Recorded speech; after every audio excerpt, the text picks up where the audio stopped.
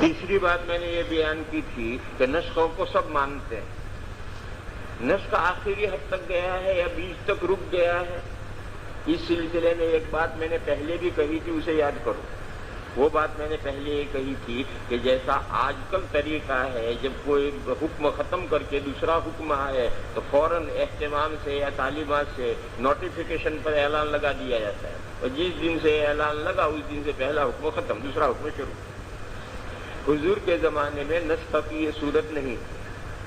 اس زمانے میں جب کوئی حکم منسوخ ہوتا تھا تو اس کا کوئی باقاعدہ اعلان نہیں کیا جاتا تھا، بس عمل بدل جاتا تھا. حضور کا اور صحابہ کا عمل بدل جاتا تھا، اور آہستہ آہستہ لوگوں کو خود ہی پلتا چلتا جاتا تھا، اور پتہ چلنے کے بعد میں عمل خود ہی موقوف ہوتا چلا جاتا تھا. اس لیے جب نماز میں ہر جگہ رفع دین تھا اور وہ رفع دین ترک کیا گیا، تو جو شخص یہ بیان کرتا ہے کہ یہ نسخ اپنی آخری حدود تک چلا گیا، جیسا کہ ابن مسعود رضی اللہ تعالیٰ عنہ بیان کرتے ہیں، یہ مثبت ہے کہ نسخ یہاں تک گیا ہے. اور جو صحابہ یہ بیان کرتے ہیں کہ ان جگہوں میں رفع دین ہے، یہ نافی ہے کہ یہاں نسخ نہیں ہوا. اور مثبت اور نافی روایات میں تعارض ہوتا ہے تو مثبت کو ترجیح دی جاتی ہے، اس لیے کہ مثبت کے پاس زیادہ علم ہے، اور نافی کو تو اس نسخ کا علم نہیں، اس لیے اس نے کہہ دیا کہ اس جگہ پر رفع دین باقی. تو اس لیے جو نسخ کی صورتحال ہے، اس نسخ کی صورتحال میں مثبت اور نافی کا جو قاعدہ ہے، اس قاعدے سے بھی جو آخر تک نسخ کو لے جا رہا ہے جو صحابی، وہ مثبت ہے، نسخ کو ثابت کر رہا ہے، سب جگہ نسخ کو ثابت کر رہا ہے. اور یہ نسخ کو ثابت کرنا یہ اس بات ہے، اور چند جگہوں سے ثابت کرنا اور آگے نسخ کو ثابت نہ کرنا یہ نفی کی روایت ہے. اور مثبت اور نافی میں تعارض ہوتا ہے، اس وقت میں بھی مثبت کو ترجیح دی جاتی ہے نافی پر. یہ صبح جو میں نے باتیں کہی تھی، ان باتوں کے سلسلے میں کچھ مزید تفصیل تھی، اس کے بعد میں کتاب پڑھو. وَبِهِ قَالَ حَدَّثَنَا قُتَيْبَةُ وَابْنُ أَبِي عُمَرَ قَالَ حَدَّثَنَا سُفْيَانُ بْنُ عُيَيْنَةَ عَنِ الزُّهْرِيِّ عَنْ سَالِمٍ عَنْ أَبِيهِ قال رأيت رسول الله صلى الله عليه وسلم إذا افتتح الصلاة يرفع يديه حتى يهادي منكبيه. دیکھو میری طرف، منکبین یہ ہے تو ہاتھ اٹھائیں گے یوں، یہ یہادی منکبیہ. ایک روایت تو یہ ہے. دوسری روایت ہے یحاذی شحمۃ اذنیہ ہے، کانوں کی جو دو لو ہیں، ان دو لو کے سامنے ہاتھ آ جائیں تو یہاں سے ہاتھ نیچے اٹھیں گے. اور تیسری روایت یہ ہے کہ کانوں کے جو اوپر کے کنارے ہیں، اطراف اذن، وہاں تک حضور ہاتھ اٹھاتے تھے. یہ تین روایتیں ہیں، اطراف اذن تک، کانوں کی لو کے مقابل تک، دونوں مونڈوں کے مقابل تک.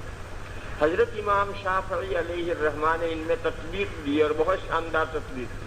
حضرت نے فرمایا کہ اس طریقے سے ہاتھ اٹھاؤ کہ یہ پہنچے، جو ہتھیلیوں کا قاعدہ ہے یہ شانوں کے مقابل رہے، اور انگوٹھے یہ کانوں کی لو کے مقابل رہے، اور انگلیوں کے اوپر کے کنارے یہ اطراف اذن کے مقابل ہو جائے. انگوٹھے کانوں کی لو کے مقابل ہوں، مگر یہ انگوٹھے کانوں سے یوں لگائے نہ جائیں. بعض لوگ لگاتے ہیں، یہ بدعت ہے. یہ کانوں سے انگوٹھوں کو لگانا یہ بدعت ہے، کانوں کی لو کے مقابل میں رہتے ہیں. ایسا ہی لوگ یہ غلطی کرتے ہیں، سجدہ دو ہاتھوں کے بیچ میں کرنا. بعض لوگ ہاتھوں کو گالوں سے لگا دیتے ہیں، یہ بھی بدعت ہے. ہاتھ کھلے رکھنے، دور رکھنے، اور ہاتھوں کے ہتھیلیوں کے بیچ میں سجدہ کرنا ہے، ہتھیلیاں گالوں سے لگانی نہیں. بعض لوگ ایسا کرتے ہیں، اتنا قریب ہاتھ کرتے ہیں کہ گالوں سے لگا لیتے ہیں، یہ غلط طریقہ ہے. تو جیسا ہاتھوں کو دور رکھ کر ہتھیلیوں کے بیچ میں سجدہ کرنا ہے، ایسا ہاتھوں کو دور رکھ کر انگوٹھوں کو ششامت اذنی کے مقابل کر دینا ہے. یہ تطبیق حضرت امام شافعی علیہ الرحمٰن نے دی ہے، اور بہت اچھی اور عمدہ تطبیق ہے. اس لیے یہ جو روایت یحاذی منکبیہ ہے، اس پر بھی کوئی عمل کرتے ہیں، اور اصل تطبیق جو تینوں روایتوں کو اکٹھا کر کے تطبیق دی ہے اس پر عمل زیادہ بہتر ہے. قال رأيت رسول الله صلى الله عليه وسلم إذا افتتح الصلاة يرفع يديه حتى يحاذي منكبيه وإذا ركع وإذا رفع رأسه من الركوع. وزاد ابن أبي عمر في حديثه وكان لا يرفع بين السجدتين. یہ ابن عمر جو امام ترمذی کے استاد ہیں وہ نفی کرتے ہیں کہ سجدوں کے دو سجدوں کے بیچ میں رفع یدین نہیں تھا، جبکہ نسائی شریف میں اسی روایت میں دو سجدوں کے بیچ میں رفع یدین کا ذکر ہے اور نہایت صحیح سند سے. پھر اب یہ عمل حضور کا ہے یا حضرت ابن عمر کا ہے؟ اللہ جانے کس کا ہے. سالم کہتے ہیں یہ حضور کا عمل ہے اور نافع کہتے ہیں نہیں، حضرت ابن عمر کا یہ عمل ہے. اور نافع کا مقام سالم سے کم نہیں ہے، دونوں ایک درجے کے معتبر راوی ہیں. اب ان کی بات لیں یا ان کی بات لیں، یہ اتنا سخت اضطراب ہے کہ اس کا کوئی حل نہیں ہے. اور ان تمام روایت میں سے 4 روایتوں میں ان دونوں شاگردوں میں اختلاف ہو گیا ہے. سالم نے وہ چاروں روایتیں مرفوع کی ہیں، نافع نے مرفوع نہیں کی، موقوف کی ہے. ان 4 میں سے ایک روایت ہی ہے. قال ابو عيسى حدثنا الفضل بن الصباح البغدادي قال حدثنا سفيان بن عيينة قال حدثنا الزهري بهذا الحديث اسناده نحو حديث ابن عمر ابي عمر قال وفي الباب عن عمر وعلي ووائل بن حجر ومالك بن الهويرث وانس وابي هريرة وابي حميد وابي اسيد وسهل بن سعد ومحمد بن مسلمة وابي قتادة وابي موسى الاشعري وجابر وعمير الليثي قال ابو عيسى حديث ابن عمر حديث حسن صحيح. وبهذا يقول بعض اهل العلم من اصحاب النبي صلى الله عليه وسلم منهم ابن عمر. دیکھو صحابہ کے نام لا رہے ہیں، غور کرو اس پر. تمام اکابر صحابہ میں سے کسی کا نام نہیں. منهم ابن عمر وجابر بن عبد الله ابو هريرة وانس وابن عباس وعبد الله بن الزبير وغيرهم میں کس کو چھوڑے گا آدمی جو ان سے نیچے درجے کے ان کو چھوڑے گا. وغيرهم میں جو چھوڑا جائے گا تو ان سے نیچے کے درجے کو چھوڑا جائے گا. ومن التابعين الحسن البصري وعطاء وطاووس ومجاهد ونافع وسالم بن عبد الله وسعيد بن جبير وغيرهم. وبه يقول عبد الله بن المبارك والشافعي وأحمد وإسحاق. وقال عبد الله بن المبارك، میں نے بتلایا تھا کہ حضرت ابن المبارک علیہ الرحمہ کے جو رائے ہیں یہ 90% بلکہ 92% بلکہ 95%. امام ابو حنیفہ علیہ الرحمہ ہی کی رائے، لیکن 5% رائے حضرت ابن المبارک کی الگ ہے. کیوں؟ ابن المبارک ہمارے جیسے مقلد نہیں تھے، وہ مجتہد مقلد تھے. جیسے امام ابو یوسف، امام ابو محمد، امام ظفر، امام حسن ابن زیاد، یہ کوئی ہمارے جیسے مقلد تھوڑے ہی تھے. وہ بابصیرت مقلد تھے، وہ مجتہد مقلد تھے. لہذا 25% روایات اقوال میں صاحبین نے امام صاحب سے اختلاف کیا. ابن المبارک کا اختلاف 5% اقوال میں. تو یہ مسئلہ بھی ابن المبارک کا الگ ہے. امام اعظم کی رائے انہوں نے نہیں لی، ان کو حق ہے ایسا کرنے کا. تو حضرت ابن المبارک یہ فرماتے ہیں کہ یہ روایت صحیح ہے، حسن صحیح ہے. اور ایک دوسری روایت پیش کر رہے ہیں جو ابن مسعود کی ہے اور مرفوع حقیقتاً ہے، وہ اس کے برابر کی، اس کے درجے کی نہیں. تو فرمایا کہ یہ روایت جو حضرت ابن مسعود کی مرفوع حقیقی ہے وہ سند کے اعتبار سے اس روایت کے درجے کی نہیں ہے، اس لیے انہوں نے اس کو لیا. وقال عبد الله بن المبارك قد ثبت حديث من يرفع، یہ اشارہ ہے گزری ہوئی حدیث کی طرف. وذكر حديث الزهري عن سالم عن أبيه ولم يثبت حديث ابن مسعود أن النبي صلى الله عليه وسلم لم يرفع إلا في أول مرة. دیکھو پھر غور کرو. ولم يثبت حديث ابن مسعود حدیث ابن مسعود ان النبی صلی اللہ علیہ وسلم لم يرفع الا فی اول مرۃ، یعنی ابن مسعود کی روایت جو مرفوع صراحتاً ہے وہ ثابت نہیں ہے، یعنی اس کے درجے کی وہ روایت نہیں۔ یہاں پہلا باب پورا ہو گیا، پہلا باب یہاں پورا ہو گیا۔ اس کے بعد دوسرا باب ہے جو ہمارے ہندوستانی نسخوں میں سے غائب کر دیا گیا ہے۔ وہ کیا باب ہے؟ باب من لم يرفع يديه الا في اول مرة، باب من لم يرفع يديه الا في اول مرة، یہ باب ہے یہاں، باب من لم يرفع يديه الا في اول مرة، یعنی یہ روایت تو قائلین رفع کا باب ہوا۔ اب جو قائلین ترک رفع ہیں ان کے لیے باب شروع ہو رہا ہے۔ یہاں باب ہے، اس کی کیا دلیل؟ اس کی کئی دلیلیں ہیں۔ سب سے پہلی دلیل تو یہ ہے کہ شیخ عبدالحق محدث دہلوی رحمۃ اللہ علیہ کی ایک کتاب ہے شرح صفر سعادہ، فارسی میں ہے، اردو ترجمہ بھی ہوا ہے، شرح صفر سعادہ۔ شرح کے معنی تو آپ جانتے ہیں، صفر کے معنی الکتاب، کتاب السعادہ، اس مضمون میں ہے صفر السعادہ۔ یہ شرح صفر سعادہ یہ شیخ عبدالحق محدث دہلوی رحمۃ اللہ علیہ کی کتاب ہے، اور اس میں شرح ہے صفر السعادہ کی۔ صفر السعادہ کس کی ہے؟ وہ ہے قاموس کے جو مصنف ہیں علامہ یعقوب فیروز آبادی، یہ شافعی ہیں، علامہ یعقوب فیروز آبادی شافعی ہیں، ان کی یہ کتاب ہے صفر السعادہ۔ اس صفر السعادہ میں کیا ہے؟ جیسے حضرت تھانوی کی کتاب تعلیم الدین، یعنی مسلمانوں کی عام ضرورت کی باتیں، اسی طریقے سے علامہ یعقوب فیروز آبادی نے مسلمانوں کی عام ضرورت کی باتیں اس کتاب میں جمع کی، چھوٹی سی کتاب قدوری جتنی، اور عربی میں لکھی۔ علامہ یعقوب فیروز آبادی، ان کی اصل مادری زبان فارسی تھی، علامہ یعقوب فیروز آبادی کی اصل مادری زبان فارسی تھی، مگر انہوں نے یہ کتاب عربی میں لکھی، اور عربی کا نسخہ کتب خانے میں ہے۔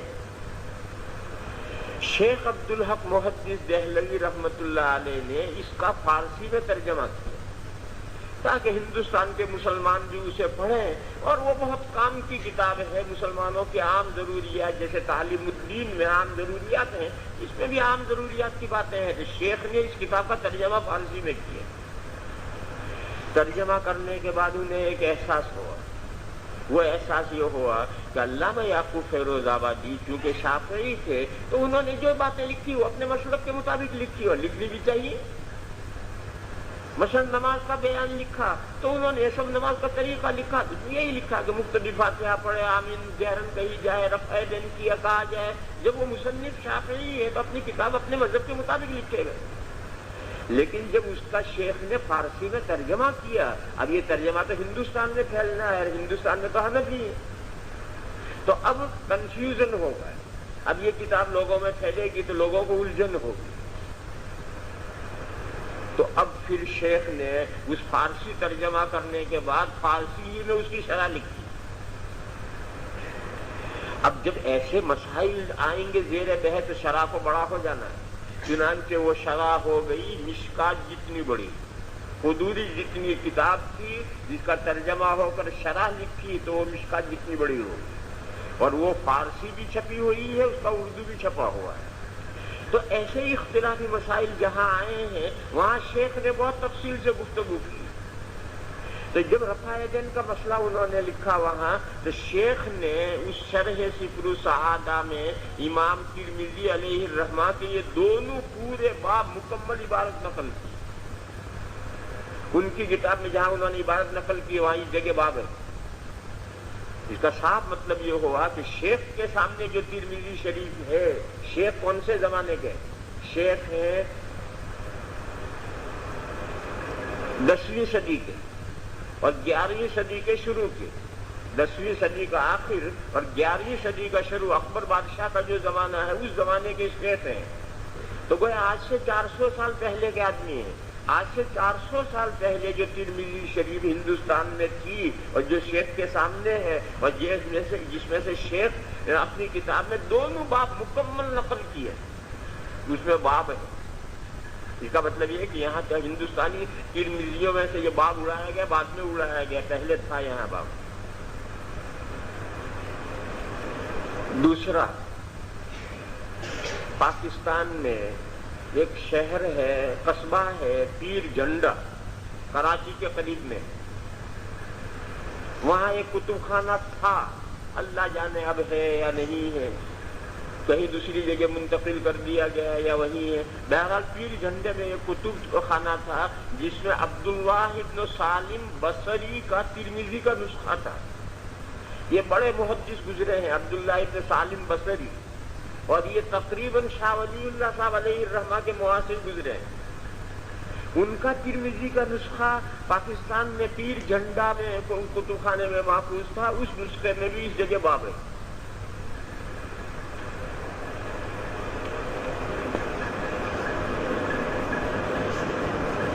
پھر یہ باب یہاں سے اڑانے والے نے کیوں اڑایا؟ آخر یہ حرکت کوئی کرے گا تو اس کا کوئی مقصد ہے. وہ مقصد اس کا یہ ہے کہ حضرت ابن مسعود کی دو روایتیں ہیں, ایک مرفوع حقیقی جو ابن المبارک نے فرمایا کہ لم یثبت, اور ایک دوسری مرفوع حکمی ہے جو صحیح ہے جس کو امام ترمذی علیہ الرحمہ حدیث حسن کہیں گے. پڑھنے والوں کو یہ دھوکہ دینا ہے کہ ابن المبارک نے جس روایت کو لم یثبت کہا ہے وہ روایت یہ ہے, اور وہ جو روایت حسن ہے اور وہ بھی امام ترمذی کے خیال میں حسن ہے, ورنہ حسن صحیح ہے, اس روایت کا کوئی جواب دوسرا تو ہو نہیں سکتا. تو یہ دونوں ایسی جگہ پر عبارتیں آئی کہ ابن مبارک کا یہ قول آیا اور فوراً حدثنا فلان آیا, تو اب پڑھنے والا یہی سمجھے گا کہ ابن المبارک نے اس روایت کے بارے میں کہا. دراصل ابن المبارک نے اس روایت کے بارے میں نہیں کہا, وہ الگ روایت ہے مرفوع حقیقی, اور یہ مرفوع حکمی جو ہے تو الگ روایت ہے اور یہ صحیح ہے. یہی قاری کو دھوکہ دینے کے لیے یہ حرکت کسی کرنے والے نے کی, اور ایسی حرکتیں ترمذی میں بہت ہوئی. اور پرانے زمانے میں جب قلمی کتابیں چلتی تھی تو ایسی بہت حرکتیں ہوتی, بے شمار مثالیں ہیں لوگوں کی کتابوں میں گڑبڑیں کرنا, بالقصد گڑبڑیں کرنا, اس کی بے شمار مثالیں ہیں. اب تو طباعت کا دور آ گیا, لہذا گڑبڑیں کم ہیں, لیکن پہلے ایسی گڑبڑیں بہت تھی. اپنے نسخے میں جو چاہو بڑھا دو, نسخے کی نقلیں چلتی کرو. تو ایسی گڑبڑیں بہت ہوتی تھی. اس کی نظیر میں آگے بتاؤں گا. جب سجدہ سہو قبل السلام کرنا چاہیے, بعد السلام کرنا چاہیے. ایک جگہ پر امام ترمذی نے کہا کہ جو قبل السلام والی روایت ہے وہ بعد السلام سے ایسا ہے. اچھا, بعد السلام کی روایت کو خود حضرت نے حسن صحیح کہا ہے بعد السلام کی, اور یہ کہا کہ قبل السلام کی روایت اس سے ایسا ہے. پھر 3-4 صفحوں کے بعد میں جب قبل السلام کی روایت آئی تو وہاں حدیث الحسن صحیح لفظ ہی نہیں, صحیح لفظ اڑایا کسی نے. یہاں سے صحیح لفظ جان کر اڑایا گیا ہے, میں فقط حدیث حسن ہے. اب آدمی کہے گا لوگ وہاں تو چنے بھول رہے تھے کہ قبل السلام کی حدیث اصح ہے, اور یہ تو حدیث حسن ہے صرف, وہ تو حسن صحیح تھی, یہ تو صرف حسن ہے. یہی کنفیوژن پیدا کرنے کے لیے, دھوکہ دینے کے لیے یہاں سے صحیح لفظ اڑا دیا. یہ سب دھندے ہوتے رہتے ہیں. لہذا یہ یہاں بھی اسی مقصد سے یہ حرکت کی گئی ہے کہ بیچ میں سے باب نکل جائے تو ابن مبارک کا قول اور یہ حدیث ایک ساتھ ہو جائیں تو ہر آدمی کہے گا کہ ابن مبارک اس حدیث کو کہتے ہیں کہ لم یثبت.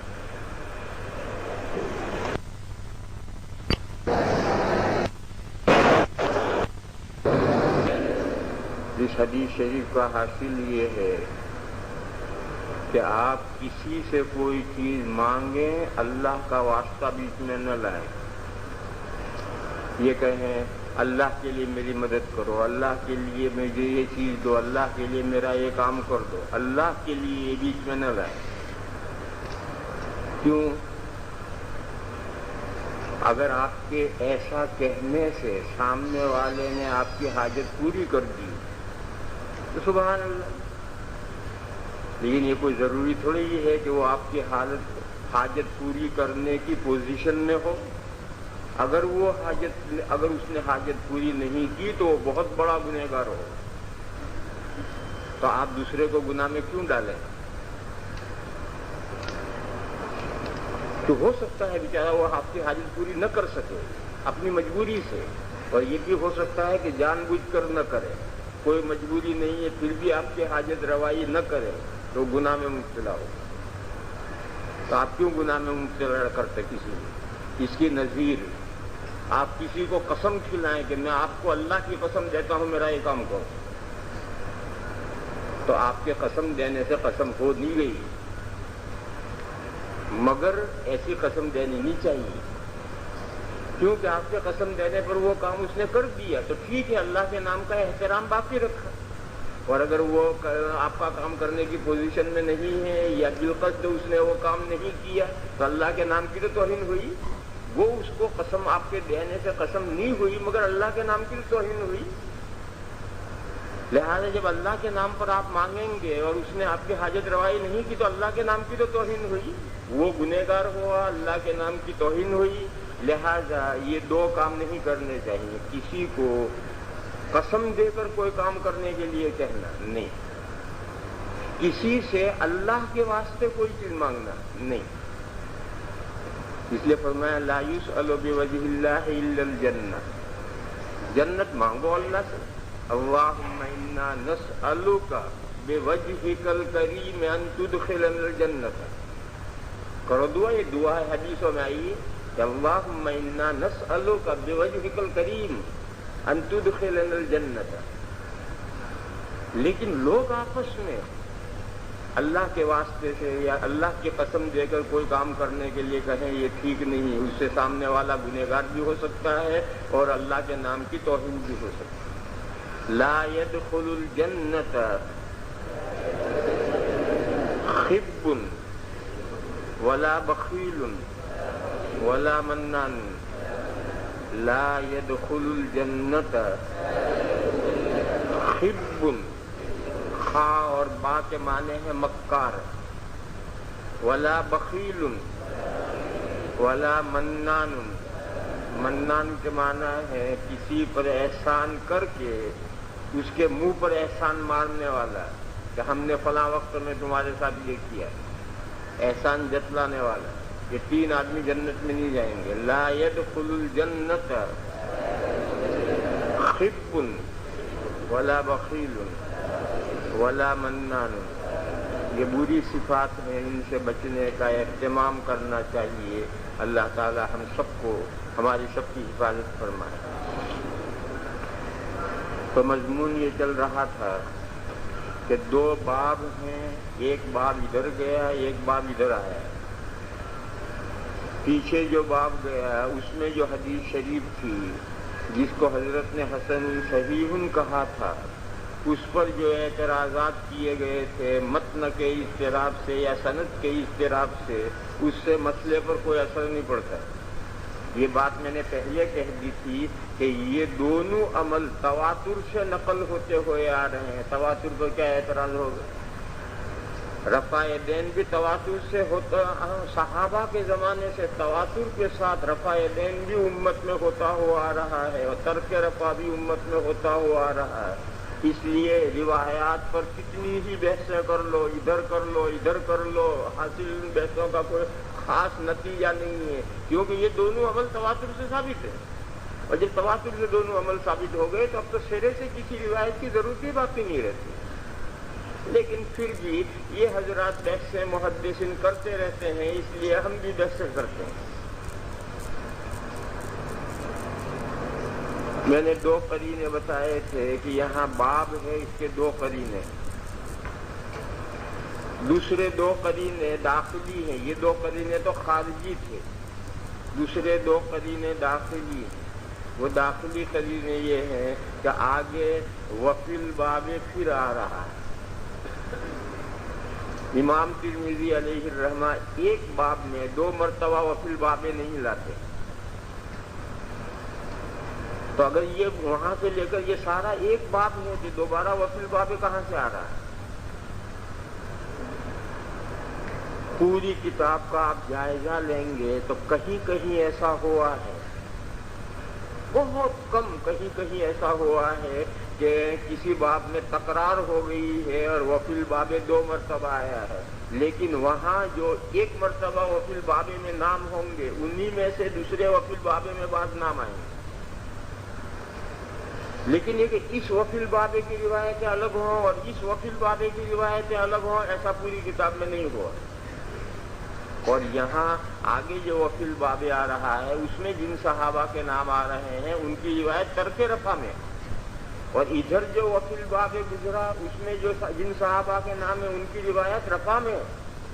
تو یہ 2 مختلف روایتوں کے وفی الباب ایک باب میں نہیں آ سکتے، عقلاً بھی نہیں آ سکتے اور امام ترمذی کی کتاب میں بھی نہیں، کہیں نہیں آیا۔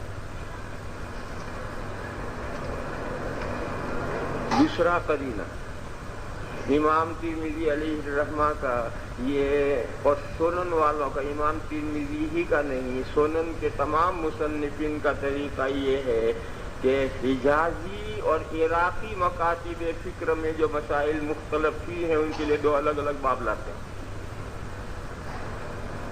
یہ مسئلہ بھی انہی مسائل میں سے ہے، حجازی رفع یدین کے قائل ہے، عراقی ترک رفع کے قائل ہے، لہذا امام ترمذی علیہ الرحمہ کو دیگر سنن والوں کی طرح سے 2 باب لانے چاہیے۔ دیگر سنن میں 2 باب ہیں، پھر ترمذی میں 2 باب کیوں نہیں؟ ان کو 2 باب لانے چاہیے، اور وہ دونوں بابوں میں وہ بھی یقول، ادھر والے باب میں اس باب کے قائلین کے نام لیں گے اور ادھر والے باب میں اس باب کے قائلین کے نام لیں گے، چنانچہ پھر آگے وہ بھی یقول آ رہا ہے، تو ایک باب میں 2 مرتبہ وہ بھی یقول کیسے آئے گا؟ یہ سب داخلی قرائن ہے اس بات کے کہ قطعی طور پر یہاں باب ہے، جو باب کسی نے اڑایا ہے اور نیک نیتی سے نہیں اڑایا، بدخواہی سے اڑایا ہے، جس نے بھی اڑایا ہے بدخواہی سے اڑایا ہے، اور اس کا منشا صرف یہ ہے کہ آگے جو ابن مسعود رضی اللہ تعالیٰ عنہ کی روایت آ رہی ہے اس کے بارے میں قاری کو دھوکہ دیا جائے، کو